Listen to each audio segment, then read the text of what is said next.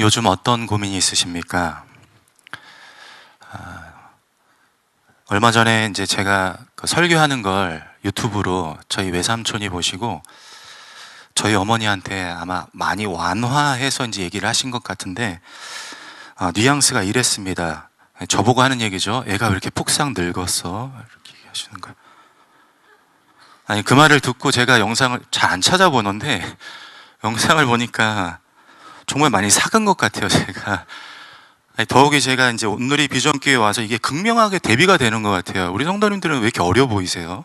우리 옆에 분들 얼굴 한번 이렇게 보십시오. 정말 거짓말 안 해요. 한 10년은 이렇게 젊어 보이시는 것 같더라고요.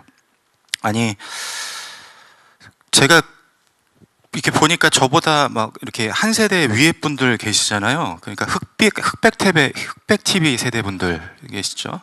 저는 컬러 TV 세대입니다. 앞에 팔자니까. 근데 그분들하고 저하고 이렇게 같이 있으면, 아니, 저보다 더 어려 보이시는 것 같아요. 우리 남자 집사님들 이렇게 옆에 서면은. 아니, 제 어리도 캐나다에서 동안 소리 들었는데 어떻게 이럴 수 있지?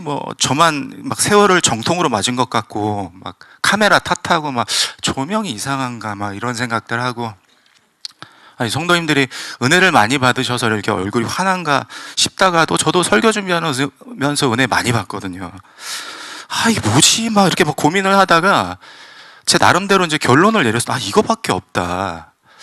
전 그 나름대로 결론을 내렸어요. 이게 뭐냐면, 우리 성도님들 어디 피부과 다니세요?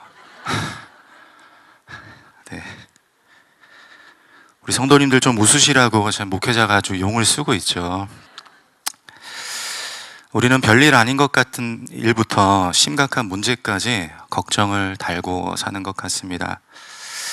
하지만 예수님 오늘 우리를 위로하시죠. 마태복음 6장 25절, 31절, 34절, 염려하지 말라, 걱정하지 말라고 하십니다. 이 말씀이 왜 우리의 마음을 차분하고 또 안정감을 가져다 줍니까? 예수님의 그 말씀, 언어의 온도를 보십시오. 확신과 자신감에 차 있어요. 염려하지 말라라고 명령을 하시죠. 예를 들어 여러분이 만약 이제 사업을 하는데 자금이 모자라요. 제가 가서 할 수 있는 게 뭐가 있겠습니까? 같이 기도하고 또 중보하고, 그거밖에 없죠. 제가 그 문제를 해결할 능력이 없습니다. 근데 어떤 부자 집사님이 여러분의 상황을 이렇게 쓱 보더니 걱정하지 마, 이렇게 얘기를 하신다면 그럴 능력이 충분하다는 것이죠. 오늘 예수님은 너희가 걱정하지 않았으면 좋겠는데 라고 하지 않으셨죠. 걱정하지 말라라고 단호하게 선포하고 계십니다. 이는 여러분이 어떤 어려움으로 끙끙 앓고 있던 그것을 예수님께서 다 해결해 주실 수 있다라고 약속해 주시는 것이죠. 하루 걸러 겹겹이 쌓이는 문제들 한가운데서 이런 주님의 음성 듣기를 소망합니다. 이를 위해서 우리에게 선행되어야 할 태도가 있습니다. 오늘 본문 33절 보면, 그런즉 너희는 먼저 그의 나라와 그의 의를 구하라 고 말씀하죠. 예수님은 먼저 하나님의 나라를 구하라고 하십니다. 성경에 기록된 나라의 개념은 왕과 백성의 관계를 설명해 주죠. 왕은 백성을 통치하고 다스립니다. 백성은 왕을 경배하고 왕의 말에 순종을 하죠. 따라서 먼저 하나님의 나라가 임하기를 구하는 그런 자세는 나의 삶의 자리에서 하나님이 왕 되심을 인정하는 태도겠죠. 이는 달리 말하면 왕의 두 가지 권한을 승인하는 것입니다. 첫째, 왕의 재판권이고요. 둘째, 왕의 결정권입니다. 첫째, 구약시대 왕은 재판할 권한이 있었습니다. 왕의 말이 곧 법이 되는 것이죠. 제가 캐나다에 있을 때 한번 그 주차를 잘못했다가 딱지를 뗀 적이 있습니다. 소화전 옆에 세워놨다가 모르고, 당시 이제 한월 한 10만 원 정도 딱지를 뗀 적이 있어요. 이제 유학생한테는 너무 큰 돈이니까 이거 어떻게 하지? 이거 깎아줄 방법이 없나? 이렇게 그 해결을 찾다가 법원에 가면 된다고 하더라고요. 경찰서도 한 번도 가본 적이 없는데 이제 법원을 가보라고 하니까 내심 이제 좀 두렵더라고요. 그래도 가면 깎아준다고 하니까 아내 손 꼭 붙잡고 두려운 마음으로 이제 법정에 갔습니다. 갔더니 진짜 저 앞에 판사가 이렇게 단위에 서 있는 거예요. 그 앞에서 아마 대부분이 다 딱지 떼신 분들이겠죠. 앞에 서서 이제 뭔가를 얘기를 하는 거예요. 들어보니까 판사가 너 죄 있어 없어 이렇게 묻더라고요. 딱 곧 두 마디입니다. guilty or not guilty 이랬는데 너 죄 있어 없어 그러면 나 guilty 이러는 거예요. 나 죄 있습니다. 나 죄 있습니다. 아, 이거 눈치껏 보니까 이 죄가 있다고 해야 되겠구나 해가지고 제가 판사 앞에 서서 저 죄 있습니다 라고 했더니 벌금을 10,000원으로 깎아주더라고요. 오늘날에도 보면은 판사가 하는 판결이 곧 법입니다. 성경에서 왕은 판사요. 왕의 말이 곧 법이라는 것이죠. 아무리 납득하기 어려워도 왕이 말씀하시면 그것이 곧 정의가 되는 것이죠. 예수님께서 먼저 하나님의 나라를 구하라고 하신 것은 내가 하나님이 재판장 되심을 인정하는 것이고 이는 곧 하나님의 말씀만이 곧 법이다, 옳다, 맞다 라고 신뢰하는 것입니다. 헌데 우리의 판단은 말씀보다 우리의 생각과 경험에 기울어져 있는 것 같습니다. 분명 성경에는 성령이 임하시면 너희가 권능을 받고 딱딱하게 굳어진 마음을 다이너마이트가 폭발하듯이 그 마음을 깨트려서 예수님의 증인이 된다라고 말씀하시는데 우리는 종종 저 사람 안 변해 라고 얘기를 하죠. 근거가 무엇입니까? 내가 지금까지 경험해보니까 그게 맞아 라는 것이죠.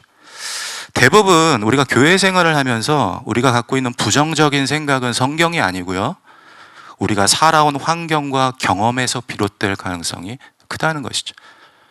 그렇게 우리는 말씀보다 우리의 생각에 옳은 대로 기울어 있다는 것입니다.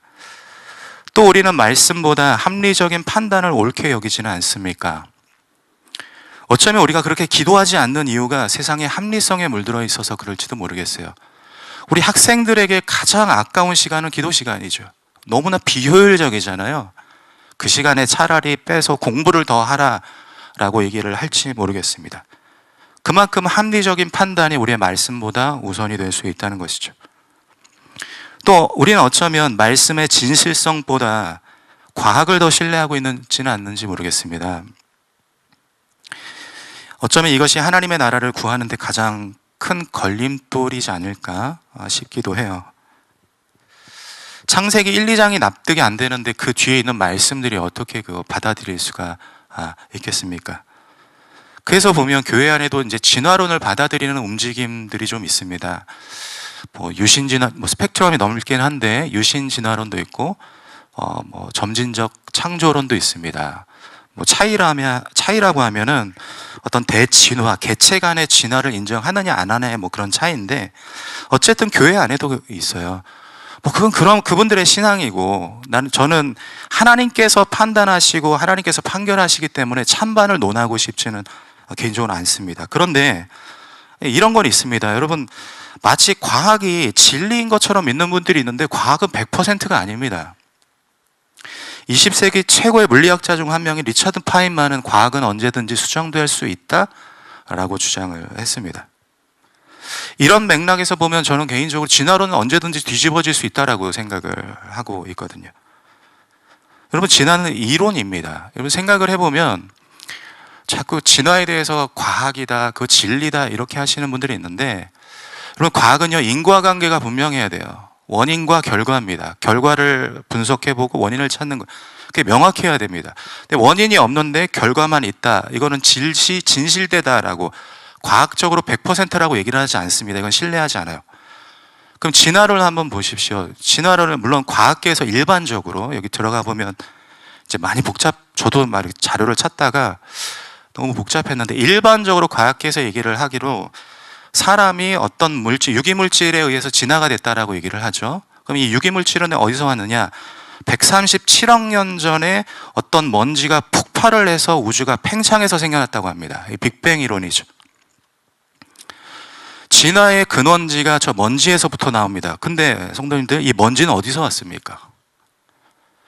137억 년 전에 어떤 물질이 폭발을 해서 우주가 생겨났다라고 얘기를 하는데, 처음에 폭발한 물질이 어디서 왔는지 무엇인지 아무도 몰라요.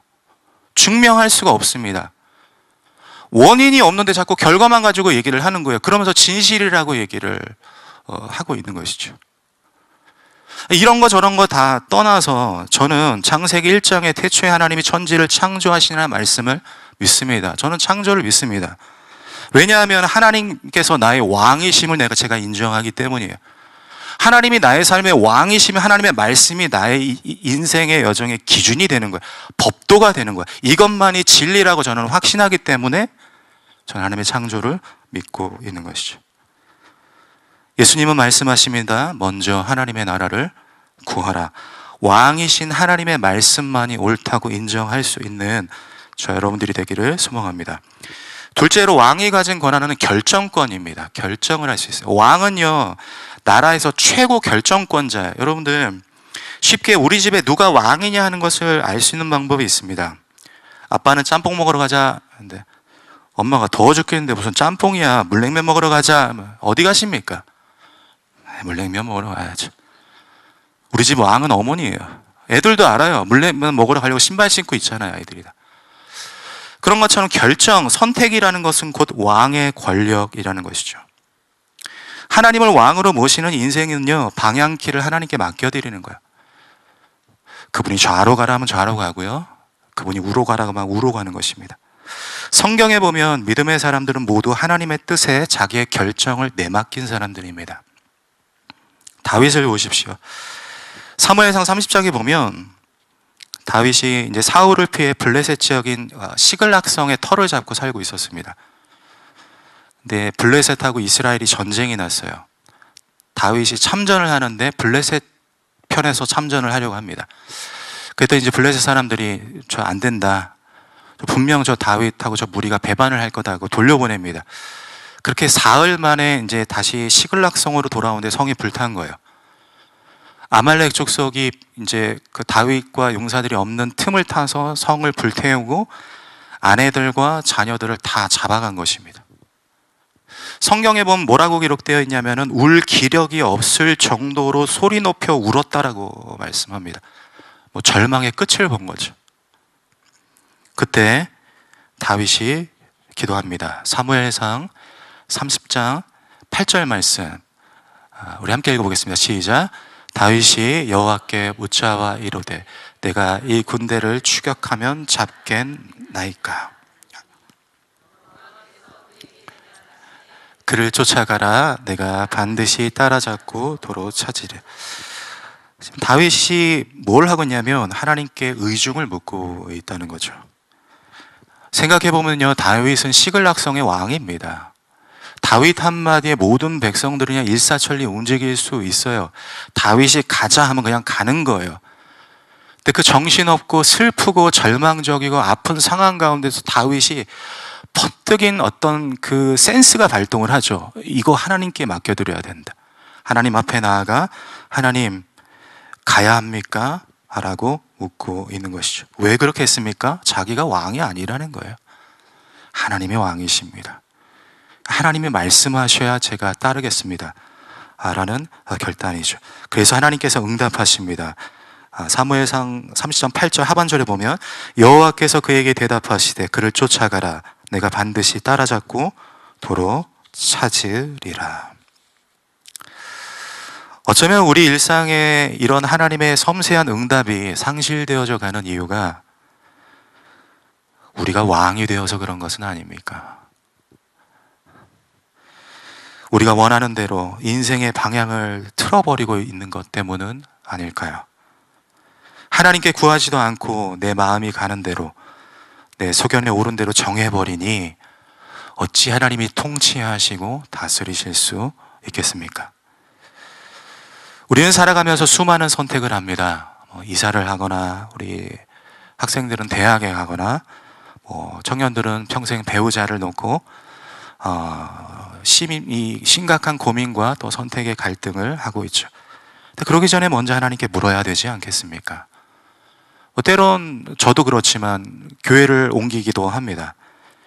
제가 너무나 안타까웠던 것 중에 하나가 이제 젊은이들이 교회를 와서, 제가 예전에 교회에 있을 때 쓱 한번 보더니 안 와요. 그런 청년들이 꽤 많았습니다. 제가 그 청년들 정말 부쩍 한번 물어보고 싶었어요. 정말 하나님께 기도하고 하나님께서 이 교회가 아니라고 얘기를 하셨냐, 말씀을 하셨냐라고 한번 물어보고 싶었어요. 그러니까 내가 보기 원하는 대로, 내 느낌대로, 내 감정대로, 내 생각대로 그렇게 결정을 하는 것이죠. 근데 그러기 전에 한번 하나님께 한번 물어봐야 되지 않겠습니까? 주의 부르심 앞에 내가 스스로가 할 수 없다라고 여겨져도 하나님의 심중을 먼저 헤아려 봐야 한다는 것입니다. 혹 봉사에 지쳐 힘들 때도 있습니다. 분명 하나님께서는 우리에게 쉼을 허락하시죠. 그러나 내가 결정하기 전에 한번 여쭤봐야 되지 않겠습니까? 주님, 제가 좀 쉬고 싶은데 하나님 어떻게 할까요? 하나님 말씀하시면 순종하겠습니다. 왜냐하면 하나님이 나의 삶의 왕이시기 때문입니다. 먼저 하나님의 나라를 구하십시오. 삶의 자리에서 하나님을 왕으로 섬기십시오. 우리 판단의 기준은 오직 왕의 말씀이고 우리 행위의 근거는 하나님의 결정에 달려 있음을 삶으로 보여주십시오. 그리하면 주님께서 약속하신 것처럼 이 모든 것을 너희에게 더하여 주시라 는 이 약속의 말씀을 구현되게 하여 주실 것입니다. 예수님은 하나님의 나라를 구하고 또한 하나님의 의를 구하라 하고 우리에게 가르쳐 주십니다. 이는 하나님의 의가 우리의 삶에 임한다는 것입니다. 하나님의 거룩함이 우리의 삶에 임재한다라는 뜻으로 해석할 수 있습니다. 하나님은 의로우신 하나님이시기 때문에 곧 하나님은 의로우심으로 행하십니다. 시편 7편에 보면 다윗의 기도가 나옵니다. 시편 7편의 1, 2절에 다윗이 적들로 인해서 죽을 만큼 굉장히 고통스러워하고 있어요. 적들이 사자같이 자기를 물어뜯는다라는 표현까지 쓰고 있습니다. 하루하루가 사는 것 같지가 않았겠죠. 그때 다윗이 이렇게 기도를 합니다. 시편 7편 9절 말씀 우리 한 목소리로 함께 읽어보겠습니다. 시작.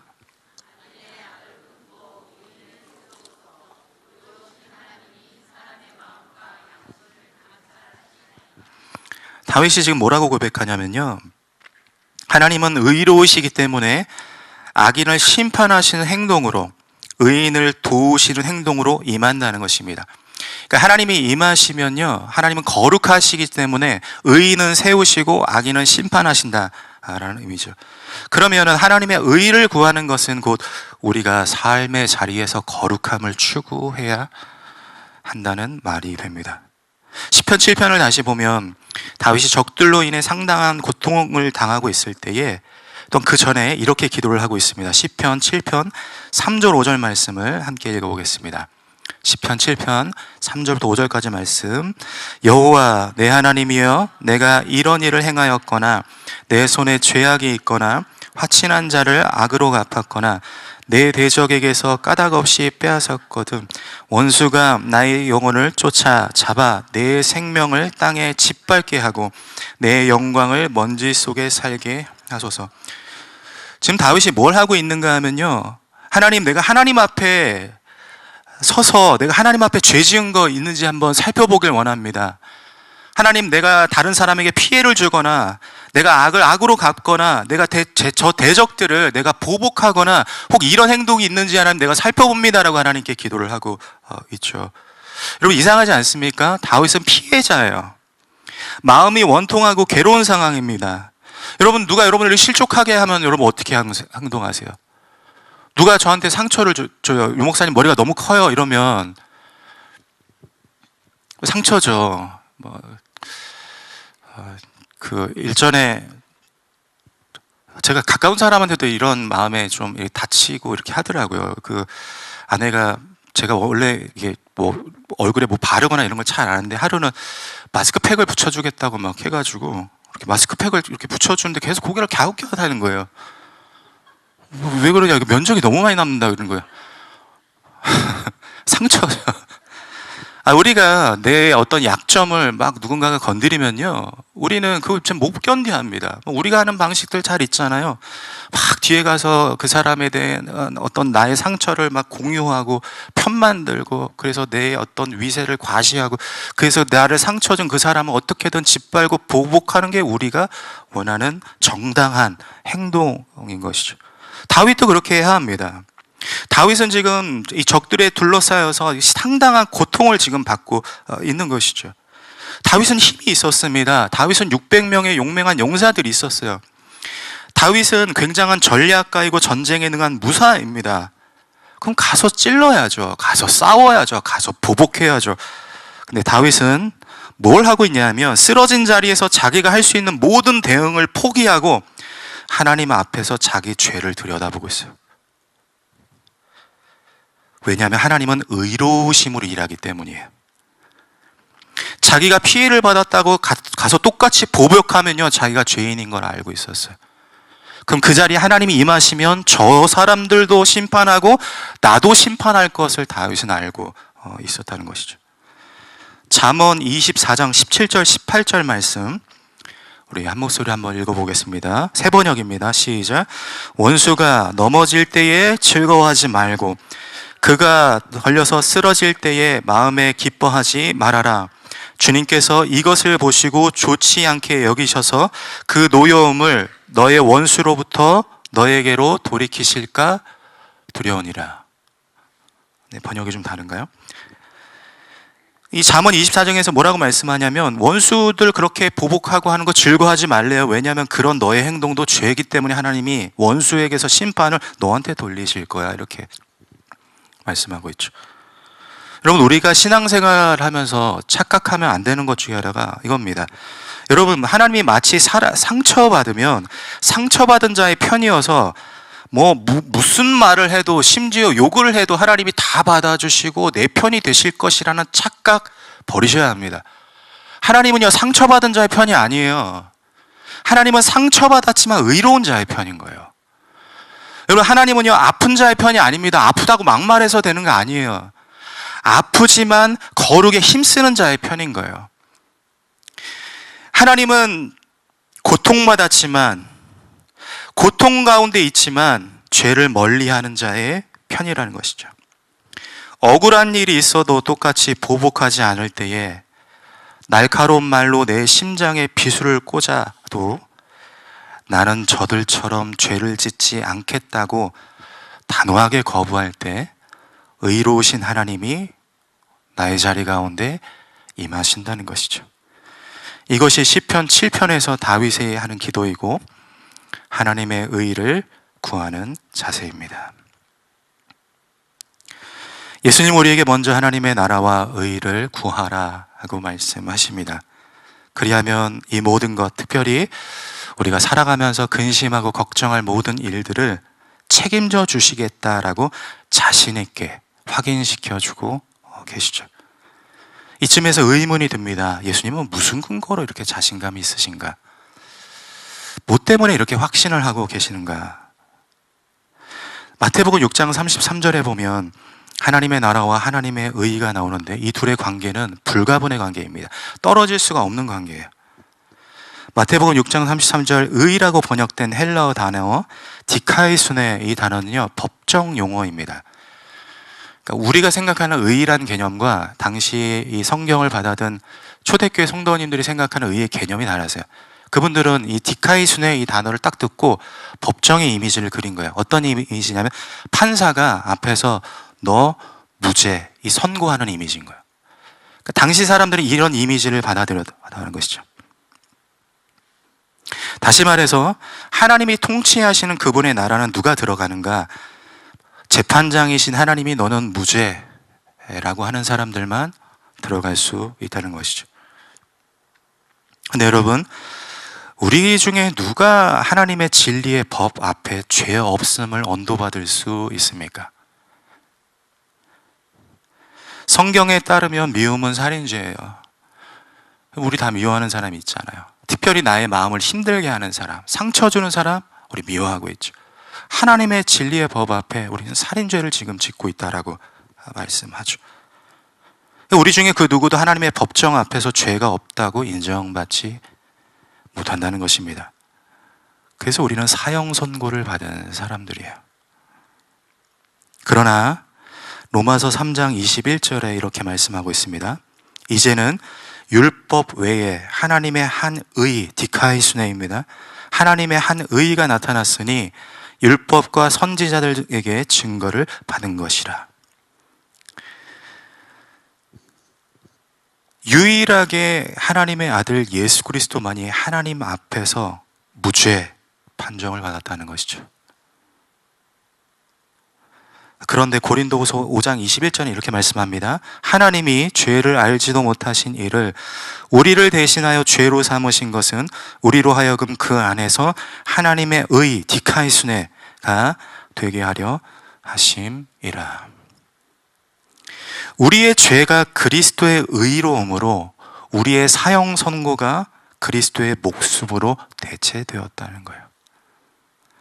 그래서 로마서 3장 23절, 24절 보시면 그리스도 예수 안에 있는 속량으로 말미암아 하나님의 은혜로 값없이 의롭다 하심을 얻은 우리가 되었다라고 말씀하고 있습니다. 십자가 사건은 우리의 유죄 판결을 무죄로 뒤바뀐 기적입니다. 십자가 사건은 우리의 사형 선고가 자유로 역전된 하나님의 능력이죠. 십자가 사건은 우리의 죽음이 영원한 생명으로 뒤집힌 반전의 은혜입니다. 예수님이 우리 대신 사형당하심으로 우리는 의롭다 칭함을 받아 하나님의 영원한 나라에 들어갈 수 있다는 것이죠. 이것이 마태복음 6장 33절의 함축적인 의미입니다. 예수님은 걱정하지 말라고 말씀하시며 자신이 있으셨습니다. 왜냐하면 모든 걱정의 근원지인 우리의 죽음을 자신의 죽음으로 대체하셨기 때문에, 책임져 주셨기 때문이죠. 여러분, 우리는 죽다 살아난 사람들이에요. 그게 그리스도인이죠. 우리의 인생은요, 덤으로 사는 거예요. 별책부록이죠. 우리는 은혜로 사는 것입니다. 우리 그리스도인은요, 죽음에서 다시 살아난 그 은혜에서부터 예수님 다시 오셔서 영원하게 살게 될 영생의 은혜 사이 어딘가에 있는 거예요. 우리는 은혜로 시작해서 은혜로 끝내는 삶이라는 것이죠. 그럼 지금 우리가 하고 있는 걱정들 대부분이 별게 아니라는 것을 깨닫게 될 것입니다. 내가 호흡이 끊었다가 다시 붙었는데 제 피부가 이런데 무슨 소용이 있겠습니까? 어떠한 것도 우리에게 있어서 걱정이 되지 않는다는 것입니다. 오늘도 우리는 우리의 구주이신 예수 그리스도를 바라봅니다. 그분께 감사하게 되죠. 그분의 은혜로 또 새 힘을 얻고 한 주를 살아갈 용기를 얻게 됩니다. 삶의 모든 영역에서 하나님의 나라와 의를 이루신 우리 예수님을 소망하기를 바랍니다. 그 자리에 왕이신 하나님의 통치와 다스리심, 세우시고 이끌어 주시고 책임져 주시는 놀라운 기적과 역사가 여러분의 삶의 자리에 풍성하게 나타날 줄 믿습니다.